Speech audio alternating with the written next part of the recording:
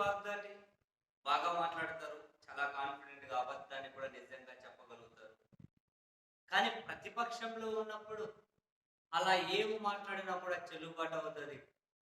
కానీ అధికారంలోకి వచ్చిన తర్వాత హోంశాఖ లాంటి అత్యంత కీలకమైన బాధ్యతలను మేడం చూస్తూ ఉన్నప్పుడు కూడా ప్రతిపక్షంలో ఉన్నప్పటికంటే దారుణంగా తాను మాట్లాడుతూ ఉండడం, బహుశా తనతో ఎవరైనా పైనుంచి చెప్పి మాట్లాడించి ఈ విధంగా తనను జనాల దగ్గర పలుచన చేస్తూ ఉన్నారా?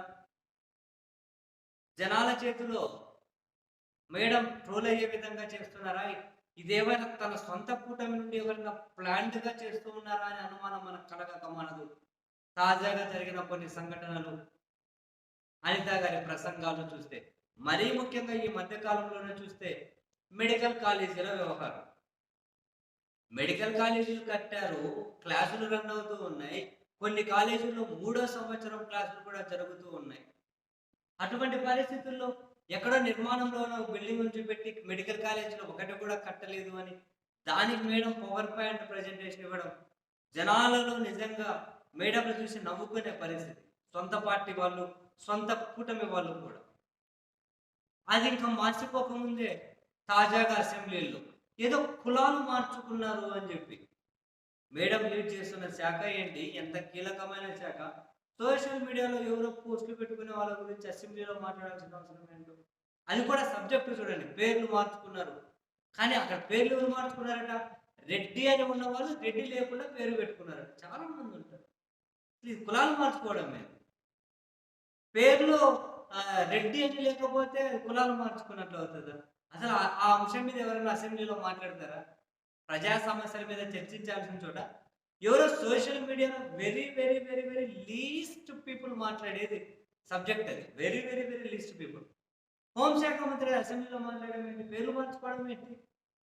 శివశంకర్ వరప్రసాద్ చిరంజీవి అవ్వలేదా? పేర్లు అటువంటివన్నా పేర్లు మార్చుకున్నారు. అయినా వాళ్ళ ఇష్టం అది. రెడ్డి ఉన్న పేరు రెడ్డి తీసేశారని చెప్పి మాట్లాడి ఎంత పలుచని అసలు. మేడం ఎంత పలుచనైపోయారు ఇటువంటి వాటి వల్ల. తాను తెలిసి మాట్లాడుతున్నారా? ఎవరినైనా సాటిస్ఫై చేయడం కోసం మాట్లాడుతున్నారా? విపక్షాల నుంచే కాదు, సొంత పార్టీ వాళ్ళు కూడా మేడం పనితీరు మీద సంతృప్తిగా లేరు. ఆయన డిప్యూటీ సీఎం ఏమో ఇంతకు ముందే హోంశాఖ నేను తీసుకోవాల్సి ఉంటది. రాష్ట్రంలో శాంతి భద్రతలు లేవని చెప్పి డైరెక్ట్‌గా చెప్పేశారు ఆయన. సొంత కూటమి పార్టీల కార్యకర్తలు కూడా ఎవరు మేడంకి పెద్ద ప్రియారిటీగానే ఇస్తున్నట్టుగా అనిపించడం లేదు.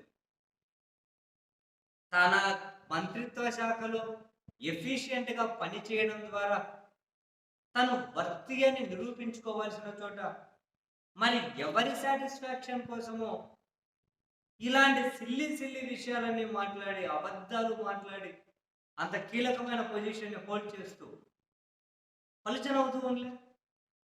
మరి ఈమెతో ఈ విధంగా మాట్లాడించి ఎవరైనా గనక జనాలు కావాలని పలుచన చేస్తూ ఉన్నారా?